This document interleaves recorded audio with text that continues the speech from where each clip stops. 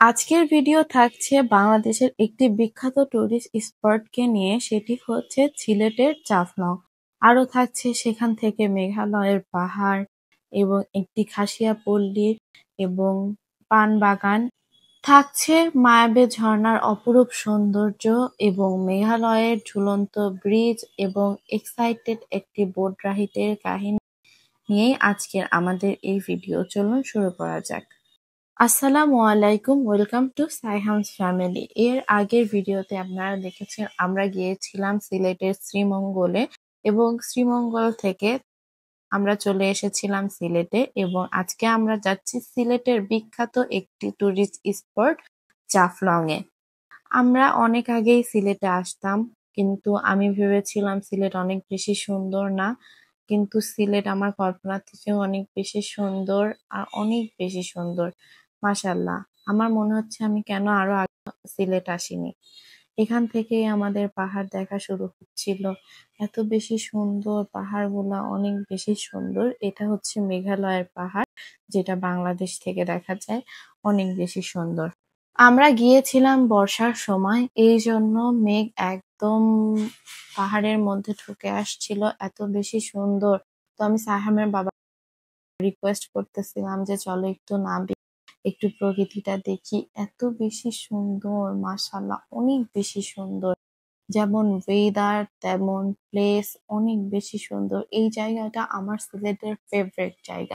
এত বেশি সুন্দর, মাশাআল্লাহ। যতবার মাশাআল্লাহ বলবো ততবারই কম হবে। আল্লাহর সৃষ্টি আসলে অনেক বেশি সুন্দর। তারপরে আবার আমরা রওনা দিয়ে দিয়েছিলাম আমাদের গন্তব্যের দিকে। আমাদের গন্তব্য ছিল জাফলং জিরো পয়েন্ট। আমরা যাচ্ছিলাম এবং পাহাড় দেখছিলাম। আসলে অনেক বেশি সুন্দর। এই রোডটা মেইনলি আরো অনেক বেশি সুন্দর। তারপরে আমরা পৌঁছে যাই এবং পৌঁছেই আমরা মেঘালয়ের কিছু বাড়িঘর দেখতে পাই।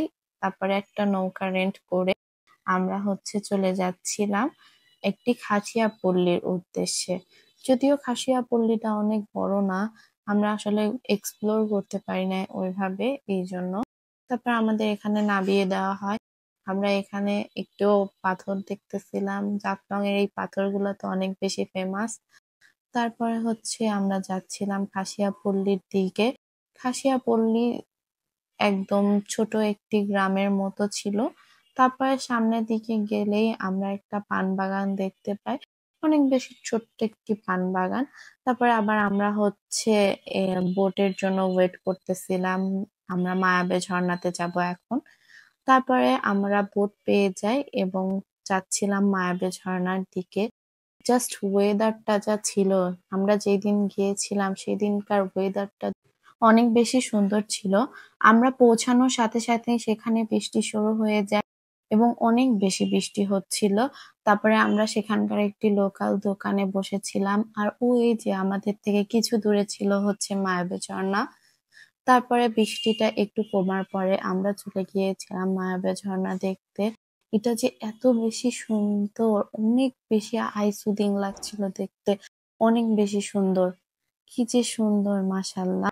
তারপরে এখানে থেকে আমরা চলে যাচ্ছিলাম। এখানে আমরা অনেকক্ষণ আগে এসেছিলাম, বৃষ্টির জন্য আটকে ছিলাম, এই জন্য। দেখেন কি সুন্দর পানি। তারপরে আমরা ব্যাক করার সময় ঝুলন্ত ব্রিজটা একটু কাছ থেকে দেখেছি।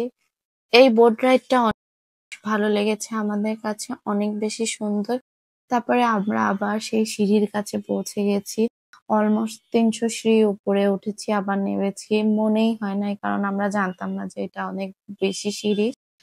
তারপরে দেখেন কত সুন্দর, অনেকগুলো ঝর্ণা অ্যাক্টিভেট হয়ে গিয়েছিল, কারণ তখন বর্ষাকাল ছিল, এই জন্য অনেক বেশি সুন্দর লাগছিল। তারপরে আমরা আমাদের হোটেলে পৌঁছে যাই এবং পৌঁছানোর পরে আমরা একটু রেস্ট নিচ্ছিলাম।